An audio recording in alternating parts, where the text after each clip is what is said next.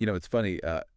When I think about staying safe online these days, it feels less like I'm putting up a fence and more like I'm constantly swatting flies. Mm, Like you get one and three more just appear out of nowhere. yeah. It's just relentless, this evolution of online threats. Oh, absolutely. Yeah. I think that's a really good analogy, actually. The digital environment is so dynamic. hmm And unfortunately, the people who are looking to exploit those vulnerabilities are just as quick to adapt their tactics. Right. So, yeah, we've got to stay informed. We do, and that is exactly what we are doing today, folks. That's right. We are diving deep into some information from Kenton Patterson.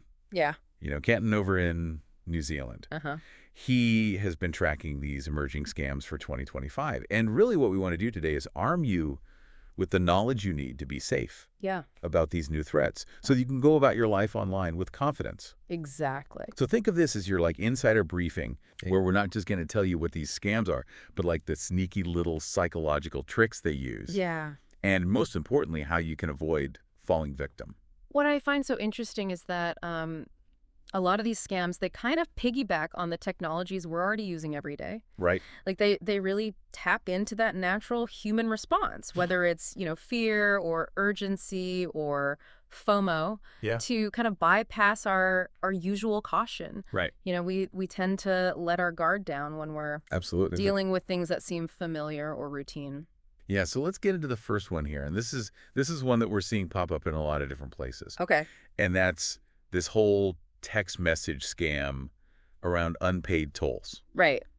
It's interesting because they've kind of switched from email to text messages now. Yeah, it's quite clever, really. You might get a text message that looks like it's from a legitimate toll road authority No. in your area, Mhm. claiming that you owe an outstanding toll fee, Uh-huh. and they'll almost always include a link Right. for you to click and pay immediately to avoid those late penalties. And it feels more official coming as a text message, right? Like Yeah. if I get an email, I'm always a little suspicious. Uh-huh. But a text message, it just feels like Well, that feels more urgent, doesn't it? it does, yeah. I mean, why do you think that is? Do you think we treat text messages with a bit more trust? I think so. I mean, we've all been conditioned to be suspicious of emails, right? We have, yeah, spam filters and all that. Exactly. Yeah. And I think there's also something about the shortness of a text message. It just feels more urgent. Mm-hmm. Like you've got to act now. Yeah, and they're definitely playing on that sense of urgency Yeah. and potential fines, and really trying to leverage that. So what's the one thing someone should do if they get one of these messages? The most important thing, and this is non-negotiable, is to always verify any claims directly Okay. through the official website or the customer service number of that toll road company. So find that information independently. Don't use the link provided in the Right. text message, and never ever click on a link in a text message from an unknown sender, Especially if it's about unpaid tolls. particularly if it's about unpaid tolls, because again, that feeling of, oh, I need to act fast, Right. that is a huge red flag. It's designed to override that Your common sense. common sense, yeah. Yes. Scammers love to leverage that fear of missing out Right. or fear of incurring penalties because it makes us skip those rational steps we would normally take. So let's stick with this whole urgency thing. Right. And we'll move to another scam. And this one comes via email. Okay. And it involves PayPal, All right. specifically notifications about newly added addresses. Oh, this is a tricky one. Yeah. Because it really plays on our fear, Yeah. of someone getting into our financial accounts. Absolutely. So the email will typically tell you that a new shipping address has been added to your PayPal account. Okay. And it'll have a big button saying, secure your account now. If you didn't authorize this change, And it's smart because so many people use PayPal, right? everyone uses PayPal for online purchases. Yeah. And the thought of someone messing with that is Yeah, it's scary. It's very alarming. Absolutely. But just like with the toll scam, you should never click on links in unsolicited emails, Right. especially when they're about financial platforms. Yeah. The safest thing you can do is if you get an email like this, open a new tab, or even better, use your phone. Right. Go to the official PayPal app Log in directly. and log in directly. Yeah. From there, you can check your recent activity and any legitimate notifications. So bypassing that email entirely. Completely bypassing the email, because that extra step of independently accessing your account is your best protection. Okay. Let's switch gears a little bit and talk about one that's a little more technical. And this is the Windows Run Command scam. Oh, yeah. This one's a bit more worrying. It feels very predatory. It's quite concerning because often it involves fraudsters impersonating technical support representatives. Okay. So they might call you out of the blue claiming they've detected a problem with your computer, Right. like a virus or a security vulnerability. Yeah. And then they'll try and guide you through a series of steps, Right. often instructing you to open the Windows Run command and enter a specific code. And that code essentially gives them access to your computer. Gives them remote access, yeah. And the use of these technical terms like run command, It can sound very convincing. Yeah, it's very intimidating, especially for someone who's not tech savvy. Exactly, and they prey on that fear. Right. That fear that something's wrong with their computer Yeah. and they need to fix it immediately. And it is terrifying, the idea that someone could have access to your system like that. It's crucial to remember that legitimate tech companies like Microsoft will never, ever contact you out of the blue Okay. to offer tech support. So you have to reach out to them. Exactly. You should always be the one to initiate contact Okay. if you've got concerns. For official channels, yeah, go through their website or their official support channels. Right. Or even better, reach out to a trusted local IT professional. Right. Don't ever follow instructions from someone who calls you up unexpectedly, asking you to run commands or give them remote access. And I imagine once they have that access, they can do pretty much anything. Oh, absolutely. It's like giving them control of your mouse and keyboard. Right. They can install all sorts of nasty things. Right. Steal your files, access your online accounts. It's really dangerous. So Kenton also points out some scams that are specifically targeting online business owners, people using platforms like Shopify. Right, yeah. This is a much more targeted type of scam. Okay. Preying on the specific worries that people running online stores have.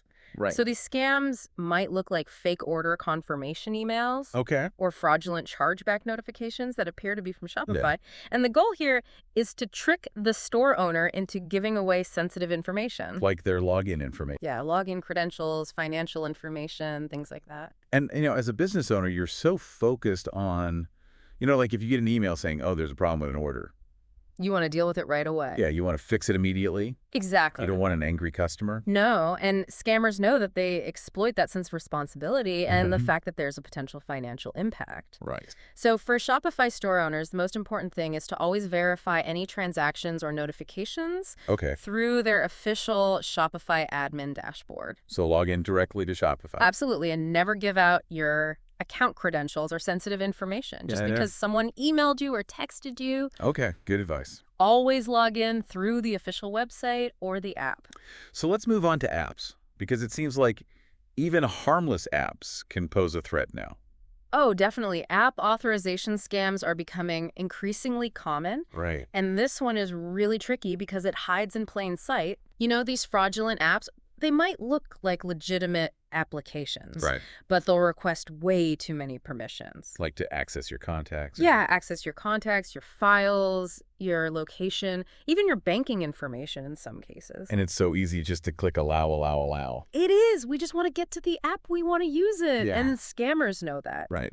So to protect yourself, always download apps from the official app stores. Okay. Google Play or Apple App Store. Stick to those. Yeah. And before you install anything, just take a minute to look at the permissions it's asking for. Okay. Does it make sense for this type of app to be requesting this information? Like if it's a flashlight app and it wants to access your contacts, that's probably a red flag. Exactly. Yeah. If a flashlight app wants to access your microphone, maybe? Maybe. But your contacts, no? Yeah, that's a little suspicious. And reading the reviews can also be really helpful. Okay. Other users might have already pointed out suspicious behavior. So Patterson also points out another sneaky tactic, and that's manipulating notification systems. Oh, interesting. Both on websites and within apps. Okay. So this plays on something we've all become really used to. Which is notifications. Notifications, exactly. Yeah. Scammers can generate fake push notifications that pop up on your screen, designed to look like legitimate alerts from websites or apps you recognize. Right. And of course, they try and trick you into clicking on malicious links. And we've all had that experience where you're browsing and suddenly a pop-up appears. Right. And you just want to...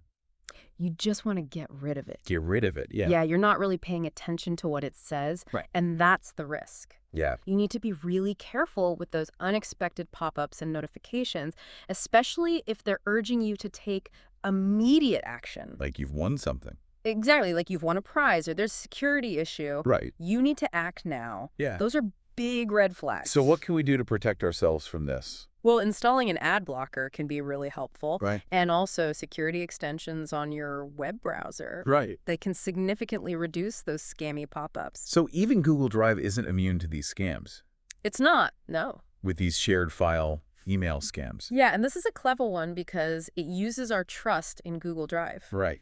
You might receive an email that looks like a notification that someone has shared a document with you, Okay. but the link will actually take you to a fake login page Right. that looks almost identical to the real Google login. And it's designed to steal your username and password. Exactly. And these can look really convincing. They can because they often use the same branding and design Right. as the genuine Google notifications. So how do we avoid falling for this one? The key is to look closely at the sender's email address. Okay. Be very suspicious of emails coming from weird addresses. Right. And a safer option is to always access your Google Drive directly. Through the website or the app. Exactly. Rather than clicking on links in emails. The social media is also a big target for these scams. It is. And Patterson mentions one in particular involving YouTube. Okay. Private video notifications. Interesting. Yeah, this one plays on our curiosity. Right. And, that desire for exclusive content. Oh, for sure. So you might get a notification saying someone has shared a private video with you. Uh-huh. And of course, it encourages you to click a link to view it. Right. But that link takes you to a fake YouTube login page. Designed to steal your information. Yes, designed to steal your Google account details. And it's really clever because that whole idea that someone has shared something private with you just, Yeah, it makes you want to see it. yeah, and you're less likely to question it. Exactly. Right. So remember that while YouTube does allow private sharing, it's only with specific accounts. Right. So if you get a notification like this from someone you don't recognize or just seems a bit off, Right. always verify it by logging into your YouTube account directly. But don't trust those links in unexpected notifications. So lastly, let's talk about those annoying fake browser update pop-ups. Oh, those are so frustrating. They've been around forever, but clearly they still work. They do. Yeah. These pop-ups will appear while you're browsing, Right. claiming that your browser is out of date. Right. And, of course, you need to update it right away. Immediately. Right. And if you click on that update button, Yeah. you're probably going to end up downloading something nasty, Right. malware, or some other malicious software. And they really prey on that sense of urgency. Oh, yeah. They want you to panic and click without thinking.